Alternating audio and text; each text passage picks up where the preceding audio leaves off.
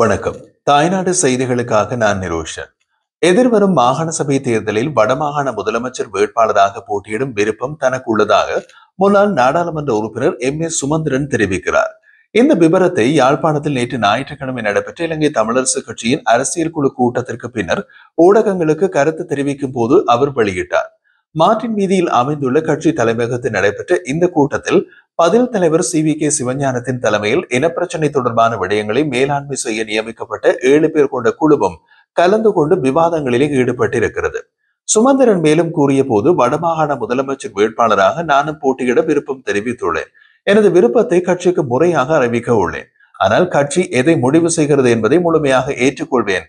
என் பதவிக்கு வேறு யாராவது சிறந்தவராக கட்சி கருதினால் அவருக்கு ஆதரவு தர தயார் என்றார்.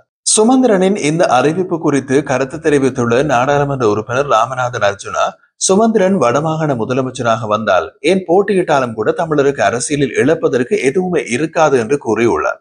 அர்ஜுனா MP மேலும் தெரிவித்த போது, 15 வருடம் ஏமாற்றப்பட்டு இப்போதுதான் சற்று நிம்மதியாக மூச்சு விடுகிறோம். சுமந்திரன் வடக்கு மாகாணத்தின் முதலமைச்சராக வரும் கால கொடுமை நடந்தால் அதுதான் அரசியலில் என் கடைசி நாளாக இருக்கும் என்று குறிப்பிட்டார். அர்ஜுனா MP வடக்கு மாகாண சபை தேர்தலில் போட்டியிட்டு முதலமைச்சராக வருவதே தனது நோக்கம் என்று பல தடவைகள் கூறியுள்ளார். இப்போது அவருக்கு போட்டியாக களத்தில் குதிக்க நினைக்கிறார் முன்னாள் MP சுமந்திரன். கடந்த நாடாளுமன்ற தேர்தலில் தமிழரசு கட்சியின் நட்சத்திர வேட்பாளராக தம்மை காட்டிக்கொண்டு போட்டியிட்ட சுமந்திரன் படுதோல்வி அடைந்தார். அந்த தேர்தலில் எந்த கட்சி பின்னணியும் இல்லாமல் போட்டியிட்டு வந்தவர் சுயேட்சை வேட்பாளராக போட்டியிட்டு வைத்தியர் ராமநாதன் அர்ஜுனா. நாடாளுமன்ற தேர்தலில் வெற்றி பெற்ற உடனேயே மாகாண சபை தேர்தல் அறிவிக்கப்பட்டவுடன் வைத்தியர் ராமநாதன் அர்ஜுனா தனது MP பதவியை விட்டு விலகி மாகாண சபை தேர்தலில் போட்டியிடுவேன் என்று அறிவித்தார். நாடாளுமன்ற தேர்தலில் தோல்வியடைந்த உடனேயே தார்மீக பொறுப்பேற்று அரசியலில் இருந்து விலகி இருக்க வேண்டியவர் சுமந்திரன். வெற்றி பெற்றவர் பதவி விலகுவேன் என்கிறார். படுதோல்வியடைந்தவர் மீண்டும் போட்டியிட விருப்பம் தெரிவித்துள்ளார். இதிலிருந்து யார் எந்த மட்டத்தில் நிற்கிறார்கள் என்பதை நீங்கள் தெரிந்து கொள்ளலாம்.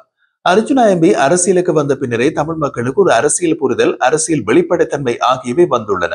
ஆனால் சுமந்திரன் போன்றோர் மீண்டும் தமது பழைய பாணி அரசியலை செய்வதற்கு படாத பாடுபடுகிறார்கள். நாடாளுமன்ற தேர்தலில் தமிழ் மக்கள் சுமந்திரனுக்கு மிக தெளிவாக கொடுத்த தீர்ப்பில், ஐயா நீங்கள் துண்டை உதறி தோளில் போட்டுக்கொண்டு கிளம்புங்கள் என்று கூறிவிட்டார்கள். ஆனால் அவர்தான் மக்களை விடுவதாக இல்லை. மீண்டும் முதலமைச்சர் தேர்தலில் போட்டியிடப் போவதாக அடம் பிடிக்கிறார். அர்ஜுனா MPக்கு எதிராக சுமந்திரன் முதலமைச்சர் தேர்தலில் போட்டியிட்டால் முடிவு எப்படி இருக்கும் என்று அனைவருக்கும் தெரிகிறது. பாவம் சுமந்திரனுக்கு தெரியவில்லை. சரி, அவருடைய ஆசையை கெடுப்பானேன். மீண்டும் ஒரு முறை போட்டியிட்டு தோற்க வேண்டும் என்ற தலையெழுத்திருந்தால் அதை யாரும் மாற்ற முடியும். இலங்கை தமிழரசு கட்சியின் பொதுச் செயலாளர் சுமந்திரன் நேற்று நடத்திய செய்தியாளர் மாநாட்டில் அண்மையில் பிரித்தானியாவுக்கு மேற்கொண்ட தனிப்பட்ட பயணத்தின் போது பிரிட்டிஷ் வெளியுறவு அமைச்சின் அதிகாரிகளை சந்தித்ததாக தெரிவித்துள்ளார். அவர் அந்த சந்திப்பின் போது இலங்கை தொடர்பான தீர்மானம் ஒன்றை ஐக்கிய நாடுகள் மனித உரிமைகள் பேரவையில் முன்வைப்பதற்கு பிரித்தானியா வாக்குறுதி வழங்கியதாகவும் கூறினார். பிரித்தானியா இவருக்கு வாக்குறுதி வழங்கும் அளவுக்கு சுமந்திரன் யார்? அவர் என்ன பதவியில் உள்ளார்? பிரிட்டிஷ் வெளியுறவு அமைச்சின் அதிகாரிகள் எப்படி பிரித்தானியாவின் சார்பில் வாக்குறுதி வழங்க முடியும் என்ற கேள்விகளை சுமந்திரனிடம் செய்தியாளர்கள் மாநாட்டில் கலந்து கொண்ட செய்தியாளர்கள் யாரும் கேட்டதாக தெரியவில்லை. சுமந்திரன் ஏதாவது சொன்னால் கேட்டு எழுதிவிட்டு வந்து விடுகிறார்கள். தமிழரசு கட்சி கூட்டத்தின் போது அரசியல் தீர்வு மற்றும் எதிர்வரும் மாகாண சபை தேர்தல் ஆகியவை தொடர்பாக விவாதிக்கப்பட்டதாக சுமந்திரன் தெரிவித்தார். அவர் மேலும் தெரிவித்த போது, இந்த அரசாங்கம் பதவிக்கு வரும்போது புதிய அரசமைப்பினூடாக தமிழர்களுக்கு அரசியல் தீர்வு வழங்குவோம் என்று வாக்குறுதி அளித்திருந்தது. ஆனால் அதன் பின் எந்த ஒரு முன்மொழிவும் அல்லது பேச்சுவார்த்தையும் அரசு பக்கம் இருந்து இடம்பெறவில்லை என்று அவர் குற்றம் சாட்டியுள்ளார். பயங்கரவாத தடுப்பு சட்டத்தை முற்றாக நீக்க வேண்டிய தேவை பற்றியும் கவனம் செலுத்தப்படுவதாக சுமந்திரன் தெரிவித்தார். இந்த நிலையில் கடந்த காலங்களில் JVPMோடு இணைந்து இந்த சட்டத்திற்கு எதிராக செயல்பட்டனர். ஆனால் தற்போது அவர்கள் மாற்று சட்டங்களை ஆதரிக்கின்றனர். இது தாம் எடுத்த நிலைப்பாட்டிற்கு முரணானது. எனவே எங்கள் கட்சி இதை கடுமையாக எதிர்க்கிறது என்றார். முதலில் உங்கள் தமிழரசு கட்சிக்கு தலைவர் யார் என்று சொல்லுங்கள்.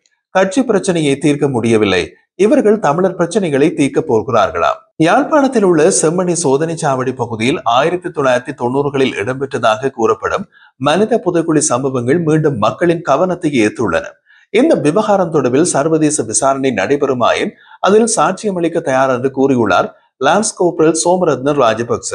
கிருஷாந்தி குமாரசுவாமி படுகொலை வழக்கின் பிரதான குற்றவாளியாக மரண தண்டனை பெற்றவர் இப்போது சிறையில் உள்ளார். அவர் சாட்சியம் அளிக்க தயார் என்பதை உறுதிப்படுத்தும் வகையில் அவரது மனைவி சி விஜய் விக்ரம, ஜனாதிபதி அனுர்குமார திசாநாயக்க, பிரதமர் ஹரணி அமரசூரிய மற்றும் நீதியமைச்சர் ஹர்சன நாணயக்கார ஆகியோருக்கு விரிவான கடிதம் ஒன்றை அனுப்பியுள்ளார். அந்த கடிதத்தில் அவர் கூறும் முக்கியமான அம்சங்கள்: சோமரத்ன ராஜபக்ச மீது வைக்கப்பட்ட குற்றச்சாட்டு 7ஆம் காலனி ராணுவ தலைமையகத்தில் கைது செய்யப்பட்டு கிருஷாந்தி குமாரசுவாமி மற்றும் அவரது குடும்பத்தினரின் உடல்களை புதைப்பதற்காகவென்றே இருந்ததாக கூறப்படுகிறது. ஆனால் அவரது மனைவியின் கூற்றுப்படி இந்த செயல் கேப்டன் லலித் கேவாகவின் நேரடி உத்தரவுகளின் கீழ் மேற்கொள்ளப்பட்டது. இதன் அடிப்படையில் அவர் மேல்மட்ட அதிகாரிகளின் உத்தரவுகளை செயல்படுத்தும் கீழ்மட்ட வீரராக மட்டுமே இருந்தார் என்பதையும், படுகொலைக்கு நேரடியாக தொடர்புடையவர் அல்ல என்பதையும் அவர் வலியுறுத்துகிறார். 1999ஆம் ஆண்டு சோமரத்ன ராஜபக்ச வெளிப்படுத்திய தகவல்களுக்கு அமைவாக பல உயர் ராணுவ மற்றும் போலீஸ் அதிகாரிகள் கைது செய்யப்பட்டனர். ஆனால் 6 மாதங்களுக்குள் அவர்கள் பணியில் வெளியேறினர். வழக்கு என்ன ஆனது என்பது ஆவணமாக காட்டப்படவில்லை. மரண தண்டனை விதிக்கப்பட்டு சிறையில் உள்ள சோமரத்ன ராஜபக்ச உள்ளிட்ட 5 பொது மன்னிப்பு வழங்கப்படவில்லை. அதே நேரம் 5 தொடக்கம் 10 ஆண்டுகளுக்குள் பலர் விடுதலை செய்யப்பட்டுள்ளதாக விஜய் விக்ரம குற்றம் சாட்டுகிறார். இந்த முரணான நிலைமை நீதிக்கு எதிராக இருக்கிறது என்று அவர் கூறுகிறார். 1998 முதல் 2025 வரை செம்மணி பகுதியில் 5 மனித புதைகுழிகள் கண்டுபிடிக்கப்பட்டுள்ளன. இதில் சோமரத்ன ராஜபக்ச 98இல் நீதிமன்றத்தில் வழங்கிய வாக்குமூலங்களை உண்மையாக்குகிறது என்று அவரது மனைவி வலியுறுத்துகிறார். இந்த நிலையில் உண்மையான குற்றவாளிகளை சட்டத்தை முன் கொண்டு வர வேண்டிய நேரம் இது என்றும் வலியுறுத்தினார். இந்த விவகாரம் தொடர்பாக ஐக்கிய நாடுகள் மனித உரிமைகள் பேரவைக்கு சுட்டிக்காட்டும் வகையில் விஜய் விக்ரம தனிப்பட்ட முறையில் முறைப்பாட்டை சமர்ப்பிக்க உள்ளதையும், சர்வதேச விசாரணை இடம்பெற வேண்டிய அவசியம் பற்றியும் வலியுறுத்தியுள்ளார். செம்மணி மனித புதைகுழி விவகாரம் ஒட்டுமொத்தமாக இலங்கையின் போர்க்கால இருண்ட அடையாளங்களில் ஒன்றாக உள்ளது. இந்த விவகாரம் தொடர்பாக ஐநா மனித உரிமைகள் பேரவைக்கும் முறையீடு செய்யப்படும் எனவும், தனது கணவர் மீதான வழக்கில் மீளாய்வு நடத்துவதற்காக ஜனாதிபதி ஆணைக்குழு ஒன்றை நியமிக்குமாறு ஜனாதிபதியிடமும் கேட்டுக் கொண்டுள்ளார். இலங்கை யுத்த காலத்தில் மனித உரிமை மீறல்களை விலக்க முடியாது. கீழ்மட்ட ராணுவ வீரர்கள் தண்டிக்கப்பட மேல் அதிகாரிகள் தப்பித்து செல்லும் நடைமுறை நீண்ட காலமாக இருப்பதாக கூறப்படுகிறது. சோமரத்ன ராஜபக்சவின் மனைவி எழுதிய இந்த கடிதம் அந்த அமைப்புகளுக்குள் மறைந்திருந்த உண்மைகளை வெளிச்சத்திற்கு கொண்டு வர முயல்கின்றது. செயல்படும் அரசாங்கம் யாரையும் பாதுகாக்காமல் உண்மையையும் நீதியையும் முன்னிலைப்படுத்த விரும்பினால் இந்த கடிதத்தில் வலியுறுத்தப்படும் விவகாரங்கள் மீது மிக முக்கிய விசாரணை ஒன்றை ஆரம்பிக்க வேண்டிய கட்டாய நிலைமை உருவாகி உள்ளது.